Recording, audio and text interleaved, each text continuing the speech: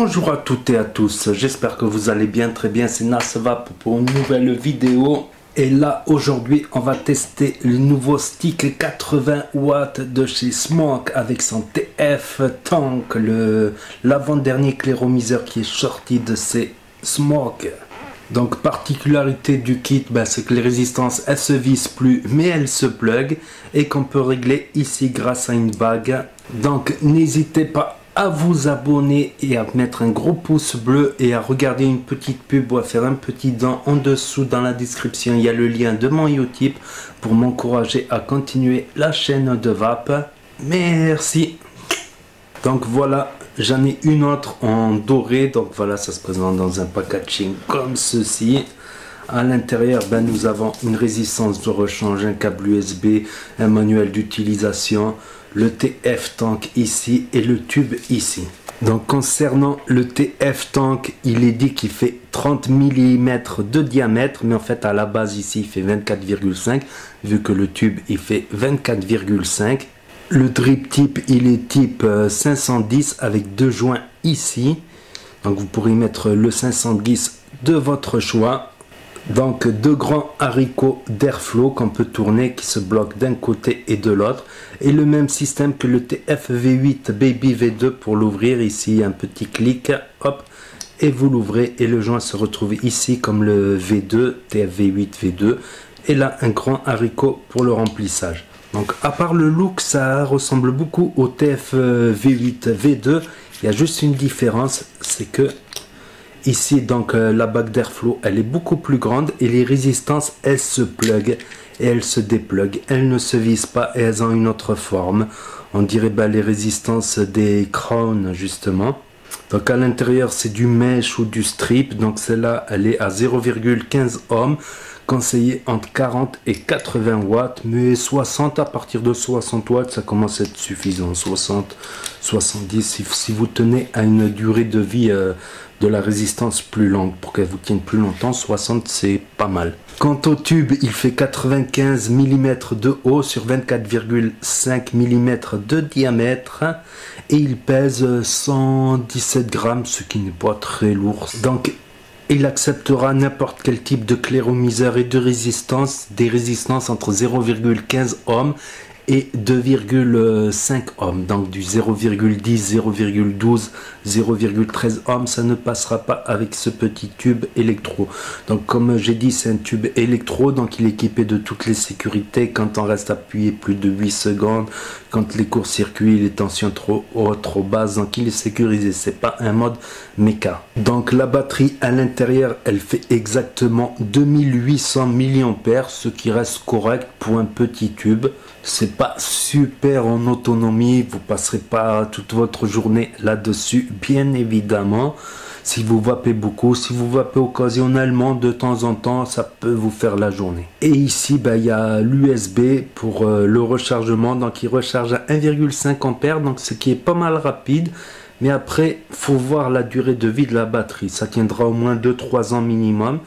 Mais voilà, s'ils avaient mis à 1 ampère, ça pourrait durer encore plus longtemps.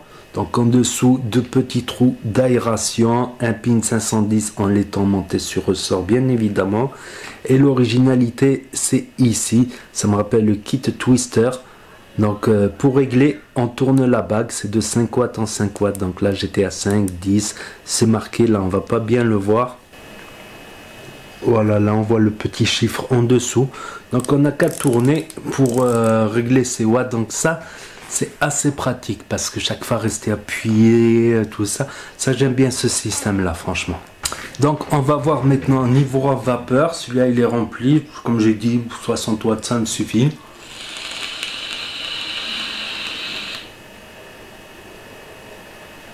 Et ça vape bien, assez bien. Niveau saveur et vapeur, on est pas mal du tout. Peut-être, perso, j'ai comme l'impression qu'il est un petit peu moins bien que le TF V8 V2. Franchement, c'est mon goût personnel à moi. Mais ça marche, ça fait le job. Point de vue point positif du claireau aussi, il ne fuit pas malgré les fortes chaleurs, le liquide il se fluidifie beaucoup plus. Niveau clips, ici je trouve que c'est assez dur à ouvrir, voilà, il va pas s'ouvrir dans la poche, il faut vraiment appuyer bien fort sur le clips, donc ça c'est notre point positif. Il y a moins de chances qu'il s'ouvre pour rien dans la poche. Après je pense que niveau saveur je le trouve un petit peu moins bien que le V2. Il y a aussi le diamètre du drip tip, je le trouve très petit le diamètre pour de l'aérien. Pour de l'aérien, il ne faut pas que ça soit trop ouvert ni trop fermé le trou. Moi je préfère le 810, un trou un peu plus large pour ce type de vape. Le 510 pour moi c'est plutôt pour du MTL, etc. Niveau tube, j'aime bien, franchement, niveau tube j'aime bien parce qu'il y a le réglage ici, c'est très facile à régler, c'est simple, 5 clics pour l'éteindre, 5 clics pour l'allumer. J'ai oublié de dire qu'il y a une petite LED, donc quand on appuie 2 fois dessus, hop, la LED elle va s'allumer. Si elle est en verte, ça veut dire qu'elle est bien chargée, en orange moyennement chargée et en rouge il sera temps de le charger, il doit rester 15 ou 30% en rouge. Donc dans les points positifs, c'est qu'il est agréable au toucher. Bon, en dessous ça pique un petit peu quand même, les petits motifs, tout ça. Le look après on aime ou on n'aime pas, comme j'ai dit. Après vous pouvez y mettre le clairomiseur de votre choix là-dessus. En point négatif, je dirais la stabilité sur une table. C'est pas le tube le plus stable sur une table, franchement. Je sais pas si j'ai oublié de le dire, mais le tank il fait 6 ml de contenance, donc c'est pas mal, mais il consomme beaucoup le clairomiseur. Donc pour moi c'est pas quelque chose qui est adapté à quelqu'un qui va commencer la vape. Faut que son corps, son organisme déjà s'habitue à la petite vape type MTL, Nautilus, Zenith. Commencer petit et surtout que ça consomme beaucoup. Si vous achetez des liquides à 6 € les 10 ml, il vous en faudra 2-3 bouteilles par jour. Donc nous ça va, on fait du dye, c'est-à-dire qu'on fabrique nous-mêmes notre propre liquide. C'est pas sorcier, c'est pas dur à faire. J'en ai fait des tutos. Il y a des kits à acheter pour préparer son liquide soi-même. Ça revient beaucoup moins cher pour de la vape aérienne justement. Et ça peut paraître fort point de vue pulmonaire pour quelqu'un qui commence, qui a la gorge et les poumons irrités.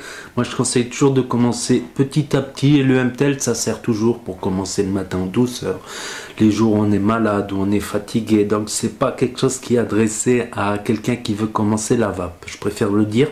Donc voilà, dans la globalité ça marche, ça fait le job. J'y mettrai une note on va dire de 7,5 sur 10, allez 7,5 sur 10 pour être assez sympa.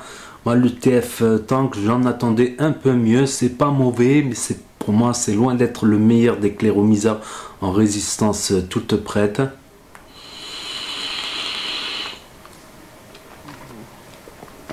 Mais ça marche, voilà, on sent les saveurs, tout ça, donc je dirais 7,5.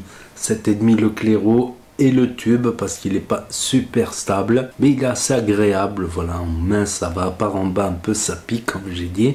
Donc je crois que j'ai fait le tour de la question. Il me semble que j'ai encore un autre matos smoke à faire en revue, donc n'hésitez pas à vous abonner si vous voulez suivre mes prochaines vidéos et à mettre des gros pouces bleus et à cliquer sur la cloche. N'hésitez pas aussi pour soutenir la chaîne à continuer d'aller regarder une petite pub ou plusieurs en dessous dans mon lien Utip ou pour faire un don éventuellement.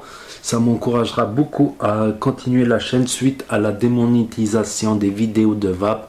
Mais n'hésitez pas aussi à commenter, à partager la vidéo, à cliquer sur la cloche. Et je vous dis à très bientôt les amis les potos pour de nouvelles vidéos, revues et tutos. C'était NasVape pour vous servir. Et vous savez très bien que si le courant passe, et la cigarette trépasse. Et ça va peu bien.